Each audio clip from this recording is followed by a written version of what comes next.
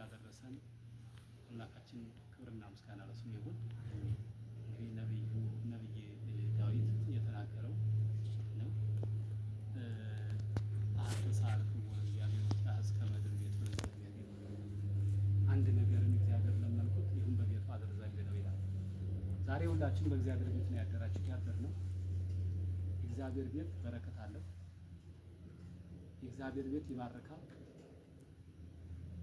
በእግዚአብሔር ቤት ማደር ደስ ይላል።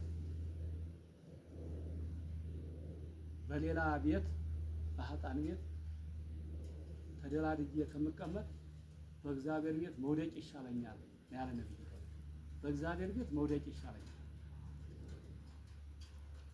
ዛሬ በእውነት ነው በቤታችሁ መዝሙር እንትን ከምትተኙበት ይልቅ የዛሬው በረከት ስላለ ሲሚንቶ ላይ የተኛችሁት እዚህ ቅዝቃዜው በረከት ይሆናችኋል ብዬ አስባለሁ።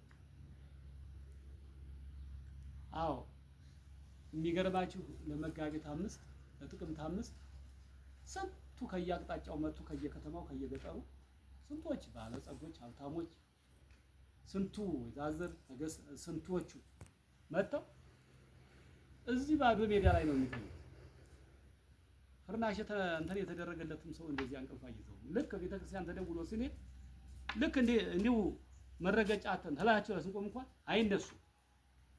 ምክንያቱም ደስ ብሏቸው በቃ ነፍሳቸው ስጋቸው መረክቶ ደስ ስላላቸው ነው። እና በዚህ ቦታ ማደር ብዙዎቹ የሚገርማቸው ያለ ምንጣፍ ሱባኤ ገብተው ምንም ነገር ምንጣፍ ሳይይዙ ደስ ብሏቸው ምንም ነገር ሰውነታቸው ሳይጎዳ ይወጣል። እዚህ ቦታ መጥቶ የተፈወሰ እንጂ ጤና አጣ የለም። የምታዩት ብርድ አለው፣ ቅዝቃዜ ያለው ግን ጤና የቦታ በረከት ነው። እና እንግዲህ የምናየው ቦታ ሰረገላ ዋሻ ነው የሚባለው። ሰረገላ ዋሻ የተባለበት እዚህ እንደምታዩት የአጥሩ የታጠረው ጽዱ ውስጡ ዋሻ ነው። ሁሉንም መቅረጽ ትችላላችሁ። እና አባታችን ወደ ዋሻው ታሪክ እንመጣለን። ትውልድ ሀገራቸው ግብጽ ነው። አባታቸው ስምዖን እናታቸው ጴጥሮስ ይባላሉ።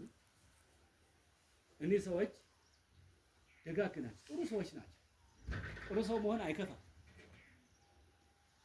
አንድ ወንድ በአንድ ሴት፣ አንድ ሴት በአንድ ወንድ ባለው ተተክሉ ተጋብተው ትዳር መስርተው ነው የሚኖሩ። እንግዲህ መቼም በዚህ ዓለም ምን ጊዜም የዚህ ዓለም ኑሮ 9 ነው። አንድ ቀን አይሞላም፣ 10 አይሆንም። እና ሀብት አላቸው ሁሉ ሞልቶላቸው እያለ ልጅ አልነበራቸው። ልጅ በማጣታቸው በጣም አዝነው ተክዘው ይኖሩ ነበር። እና ወደ እግዚአብሔር ቤት ነው የሚሄዱ። መቼም ስንቸገር ወደ ሌላ መሄድ የለብንም። አንዳንዶቹ ተሳስተው ወደ ሌላ ቦታ ይሄዳሉ። ወደ ቃልቻ ይሄዳሉ፣ ወደ ደብተራ ይሄዳሉ፣ ወደ ጠንቋይ ይሄዳሉ። ይህ ሁሉ አላግባብ ነው። ይሄ ከእግዚአብሔር እንትን ነው። እና ሲቸግረን ወደ እግዚአብሔር ቤት ነው መሄድ ያለብን። ምን ጊዜም እግዚአብሔር ነው ችግራችንን የሚፈታልን፣ እግዚአብሔር ነው። ያለ እግዚአብሔር ምንም ነገር የለም። ድንግል ማርያም፣ ቅዱሳን አባቶቻችን፣ ጻድቃን፣ ሰማዕታት ናቸው። መላእክት የእግዚአብሔር ባለሟል ስለሆኑ ቅርብ ወዳጆቹ ስለሆኑ እና ወደ እግዚአብሔር ቤት ወደ ቤተ ክርስቲያን እየሄዱ እግዚአብሔር ልጅ ስጠን እያሉ ይለምኑ ነበር። እግዚአብሔር ልመናቸውን ሰማና እኒህን ቅዱስ አባት ሰጣቸው። ጻድቁ እነዚህን አባት እንደምታውቁ አቡነ ገብረ መንፈስ ቅዱስ በጣም ረጅም ናቸው። የምታውቁ እድሜያቸው ረጅም፣ አካላቸው ረጅም፣ በጣም ረጅም። የሰው አካሉ እንግዲህ 3 ክንድ ከስንዝር ነው በእያንዳንዳቸው በየራሳቸው። እሳቸው ግን 4 ክንድ ነው የሚል ይኸው በእሳቸው በረጅም ክንዳቸው። በእኛ ከሆነ ደግሞ በሰው 7 ሊሆን ይችላል። ረጅም ናቸው በጣም። በየትም ቦታ ብትሄዱ የቅዱሳንን ስዕል ብትመለከቱ አቡነ ገብረ መንፈስ ቅዱስ የሚመስል ስዕል ታይቶ አይታወቅም። ሌሎች ቅዱሳን ይመሳሰላሉ። እጀዳ ማርቆስ ብታዩ እና አቡነ ሀብተ ማርያም ይመሳሰላሉ። ሌሎች ቅዱሳን ይመሳሰላሉ። አቡነ ተክለ ሃይማኖት እንደው ለየት የሚያደርጋቸው ክንፋቸው እንጂ ሌላቸው አቡነ ገብረ መንፈስ ቅዱስ እንግዲህ የሚመስል የለም። በኑሮም የሚመስላቸው የለም። አባታችን በጾምና በጸሎት ተገኘ። በጾምና በጸሎት የተገኘ ትዳር፣ በጾምና በጸሎት የተገኙ ልጆች የተባረኩ። ጥሩ ልጅ ዝም ብሎ ልጅ ስጠን ሳይሆን ጥሩ ልጅ ስጠን። ጸሎታቸው ምንድነው ልጅ ስጠን ብቻ ሳይሆን ቤተክርስቲያን የሚያገለግል ንጽህና ቅድስና ያለው ነው። አባታችን እንግዲህ ገና ሲወለዱ ጀምሮ ታምራት እየተደረገላቸው ተወለዱ። የእናታቸውን ጡት አልጠቡ። ምግባቸው ስብሐተ እግዚአብሔር። 3 ዓመት ብቻ ነው በእናት አባታቸው ዘንድ የኖሩት። መልአክ ነው ስማቸውን የሚሰየማቸው ገብረ መንፈስ ቅዱስ ተብሏል። መልአክ ባወጣላቸው ስም ነው የተሰየሙ። ማነው መልአኩ? ቅዱስ ገብርኤል። በ3 ዓመታቸው መልአክ ወደ በረሃ ይዟቸው ይሄድ። አባታችን ከ3 ዓመት በኋላ እድገታቸው በበረሃ ነው። ከአራዊት ከአናብስት ከአናብር ከሌሎቹም አራዊት ጋር አላስፈራቸውም። በረሃው ግርማ ሌሊቱ ድምፅ አራዊቱ አላስፈራቸውም። እኛ ደካሞች ነን። አንድ ቀን እዚህ ጋር እየጎበኘን እያለ አንድ የሆነ እንደው እዚህ ነው የሆነ እንትን ብቅ አለ በዚህ በሰርግ ነው በዚህ ጋር እዚህ ያሉት ልጆች ደንግጠው ሊሮጡ እና መሆን የሚገርም እኮ ነው። እዛ ብቅ አለ አውቆ ነው እንግዲህ እሱ መቼም እንትን ለማለት ለመፈተን ያህል እንዴ እንትን ካለ ተቀመጥ አንድ ሰው እንዳይነሳ ነው ያለና ይገርማችኋል። ከዛ ወተን እስከምንሄድ ድረስ ያየን ነበር እየተመለከተን ነው። ይሄ ፈተና ተመስሎ አውቁ ፈተና ልጆቹን ለመፈተን ሃይማኖታቸውን ለማየት እና ማንኛውም ሰው እንግዲህ ደካማ ነው። እግዚአብሔር ያጠናው ብቻ ነው። አባታችን በበረሃ ሲኖሩ ሕፃን ናቸው። ከ3 ዓመት ጀምሮ ሰይጣን በተለያየ ነገር ፈትኗቸው ያልፈተናቸው ነገር የለም። ያን ሁሉ በእግዚአብሔር ኃይል ድል ነስተውታል። እንደውም በኋላ ቢጨንቀው ማለት ድል የሚነሳበት ቢያጣ ሽማግሌ መስሎ መጥቶ አንተ ሕፃን ከቤተሰብ ተጣልተህ ከሆነ አስታርቃለሁ። የሽማግሌ ስራው ማስታረቅ ነው። ዛሬ ይህን በረሃውን በዛሬ በሕፃንነት በዚህ እድሜ አትችለውም። ውሃ ጥሙን ረሃቡን ጥሙን እና ወደ ሰፈር ወደ ቤቱ ወደ እናት አባቶች ተመለስ ብሏቸው ነው። አባታችን መንፈስ ቅዱስ ያደረባቸው ስለሆነ ምናምን እናት አባቱን ጥሎ ያልተከተለኝ የኔ አገልጋይ መሆን አይቻለውም ነው ያለው ቅዱስ ወንጌል።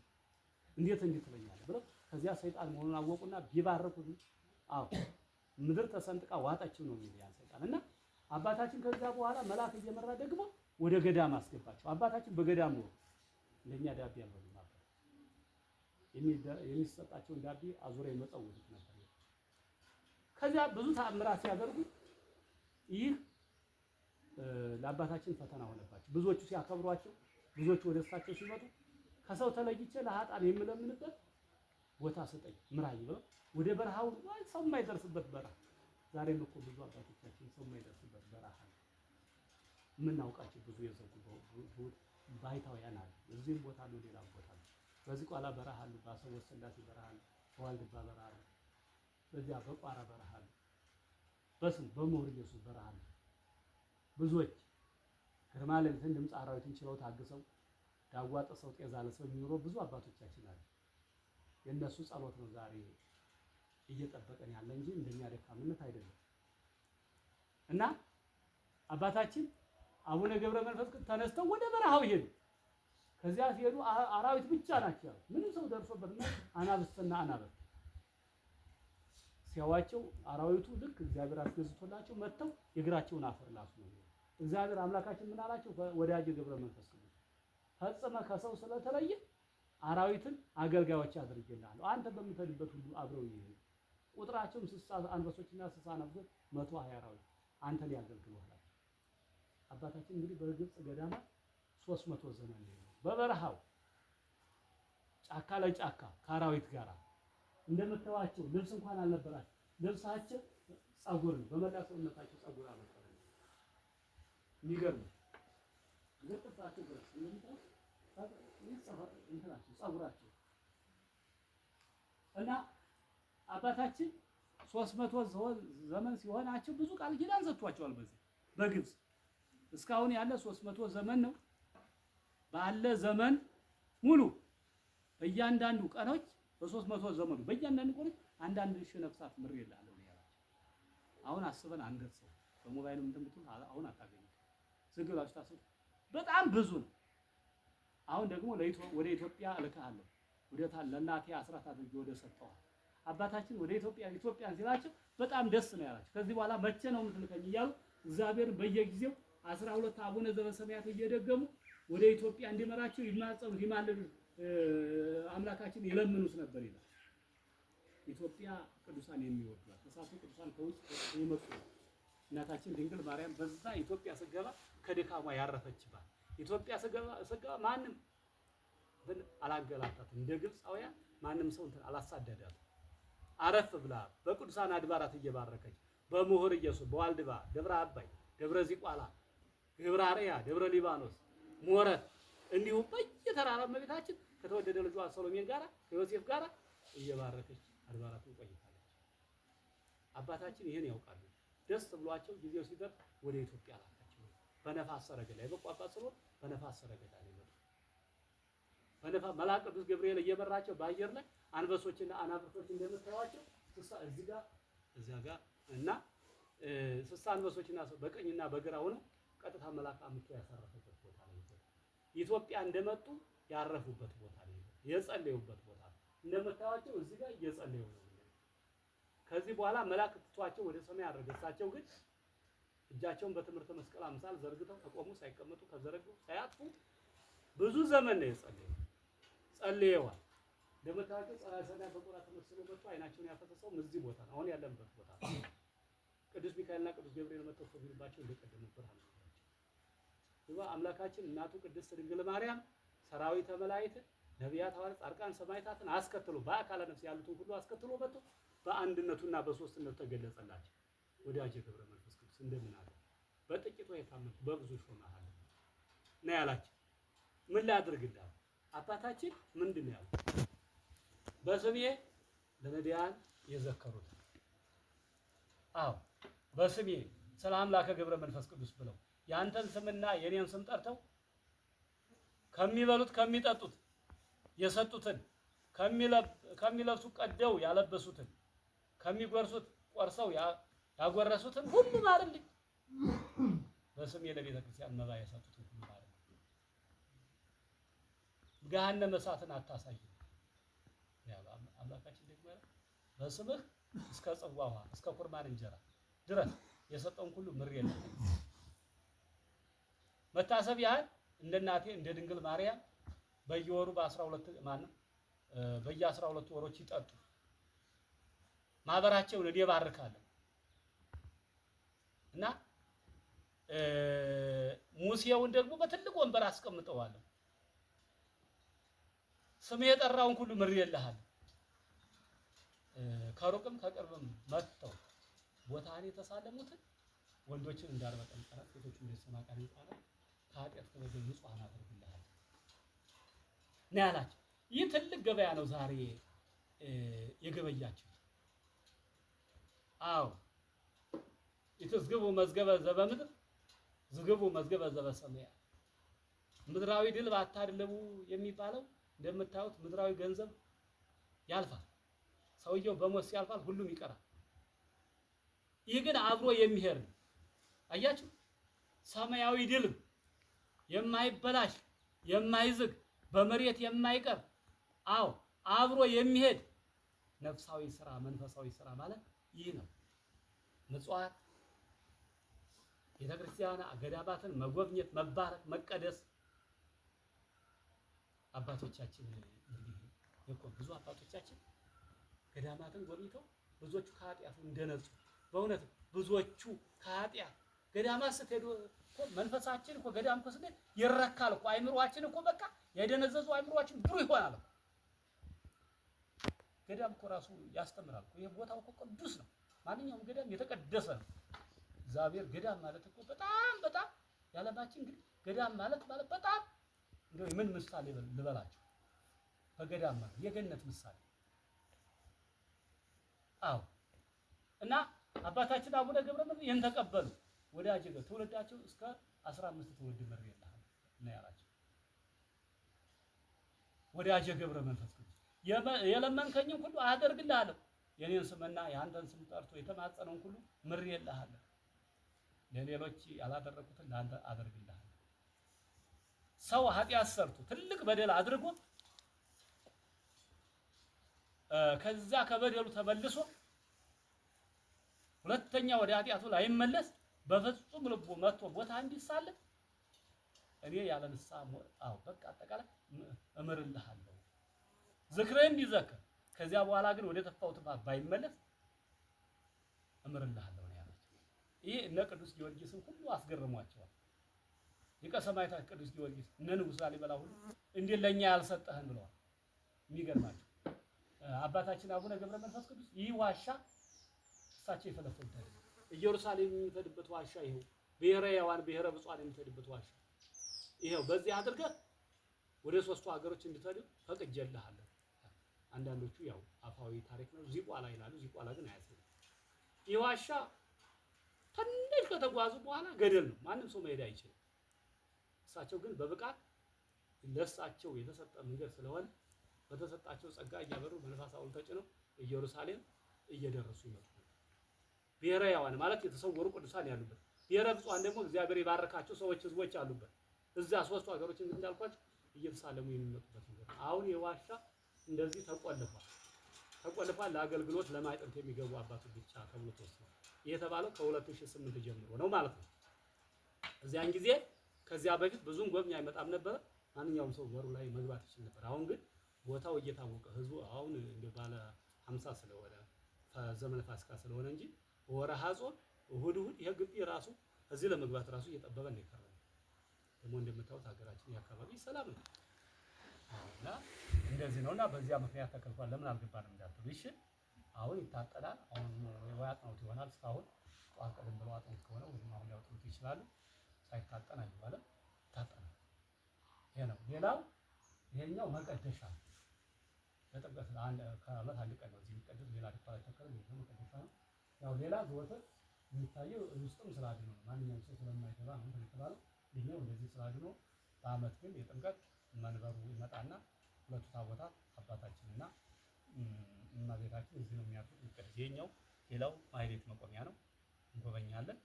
እዚህ ያለው እዚህም አለ። እንጎበኛለን፣ እንሳለማለን። አባታችን ከዚህ ሄደው እንግዲህ ዝቋላ ተራራ ደግሞ በባህሩ ተተክሎ 100 ዓመት ጸልዩ። እድሜያቸውም ብዙ ነው እንዳልኳችሁ 100 ዓመት ነው የጸለዩ። በ100 ዓመታቸው መለዋን ኢትዮጵያን መታሰቢያ አድርጎ ነው የሰጣቸው። መለዋን ኢትዮጵያ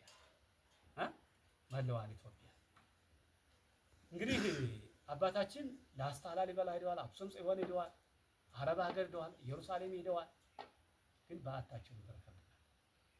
100 ዓመት ተቀመጡ እንጂ እዚህ ከዚያም እያሉ ከዚህ እንግዲህ ከመጡ ምድረ ከብድ ማለት ነው 162 ዓመት በድምሩ ኢትዮጵያ ከመጡ 262 ዓመት ነው የተቀመጡት ኢትዮጵያ ውስጥ። ግብጽ 300 ዘመን 560 ዘመን አሁን በያዝነው በወንጌል ወይም በዘመነ ጻድቃን ማለት ነው የአሁኑ ዘመናችን በሐዲስ ማለት ነው። ይሄን ያህል ማንም ሰው አልኖረም፣ አልተሰጠው 80 100 እንደው ከበዛ 100 ነው። እንደውም እንትኑ 70 እና 80 ነው። እሳቸው ግን የሚገርም ይሄንም ደግሞ እርጅና የሥጋ እርጅና ሳይሰማቸው በመንፈስ ቅዱስ እንደጎለመሱ ይበቃሃል ወዳጅ ገብረ መንፈስ ቅዱስ ከኃላፊው ዓለም ከድካሙ ዓለም ወደማያልፈው ዓለም ድካም ወደሌለበት ዓለም ያላቸው ያረፉትም እዚህ ቦታ ነው። እዚያ ያረፉበት ቦታ እዚህ ነጋለን። ትናንት እንዳልኳችሁ ምድረ ከብድ ተራራው በዚያ ነው። እንግዲህ እንደምታውቁ የሰረገላ ዋሻ ነው የሚባለው። ጥሩ ነው፣ አመጣጣችሁ ጥሩ ነው። እንደዚህ ያለው ቦታ ነው የሚከዳ ኃጢአት ይሰረያል። ከዚህ በኋላ እንግዲህ እናንተ አይደላችሁ ቦታው ራሱ የቦታው ቅድስና ወደ መልካም ነገር ይወስዳል። በእውነት እኮ እንግዲህ አባቶቻችን የቅዱሳንን ቦታ ከጎበኙ በኋላ እንደገና ድሮ እናቶቻችን አባቶቻችን ወደ ኋላ ይመለሱ ይጠነቀቃሉ። ተጠንቀቁ። እንግዲህ ማለት ቀላል እኮ ነው። ጽድቅ ለመስራት እኮ ኃጢአት መስራት ነው እንደው ከባድ እንትን ያለው እውነት ጽድቅ ቀላል እኮ ነው። ስለዚህ እኮ ነው ጌታችን ኢየሱስ ክርስቶስ ሸክም የከበደባችሁ ወደ እኔ ነው እኔ አሳርፋችኋለሁ። ሸክሜ ልዝብ ነው፣ ቀንበሬ ልዝብ ነው፣ ሸክሜ ቀላል ነው እኮ ያለው። ይሄ እኮ ምንድን ነው? ህግ እኮ ቀላል ነው። አሁን ለምሳሌ በህግ እኮ ደረስ አይታሰርም፣ አይደበደብም፣ አይቀጣም አይደለም እንዴ? ሰው ካልገደለ፣ ሰው ካልተሳደበ፣ የሰው ገንዘብ ካላነሳ፣ አልሰረቀ፣ የሰው ደንበር እንትን ካላለ ማን ያስረዋል? በህጉ ከተቀመጠ ነጽነት አይደለም። ኃጢአት እኮ እኛ እኮ በወዲኛው ዓለም እኮ ቅጣት አለ፣ በወዲኛው ዓለም ደግሞ ይባስ። ስለዚህ እኮ ሸክም የከበደባችሁ ማለት እኮ ኃጢአት ነው። ሸክም የተባለው ኃጢአት የከበደባችሁ ኃጢአታችሁ ነፃ ወደ እኔ ነው፣ ከልቦናችሁ ተመለሱ፣ እኔ አነጻችኋለሁ፣ እኔ ቸር ነኝ እኮ ጌታችን ኢየሱስ ክርስቶስ። ሰዎቹ ባላወቁት ወደ ሌላ ቦታ ይሄዱና ይሳሳታሉ ሲነዳቸው። አሁን ደግሞ የመጣ ምን ይገርማችኋል? አሁን የመጣ መንፈስ ደግሞ አንዱ ተናደደ መርዝ መጠጣት፣ አንዱ ተናዳ መታነቅ መመግበር። ይሄ የሞት ሁለተኛ ሞት ማለት ነው። በጣም የፈለገ በሽታ ቢኖር ምን ይኖር የሰው ልጅ ህይወቱን በራሱ ማጥፋት የለም። አባቶቻችን እንኳን በረሃ ገብተው የወዲያኛውን ዓለም አስበው ኃጢአታቸውን እያዘከሩ የወንድሞቻቸውን ኃጢአት የእህቶቻቸውን ኃጢአት እያሰቡ በረሃብ በጥም በመስገድ በመጸለይ በረሃብ በጥም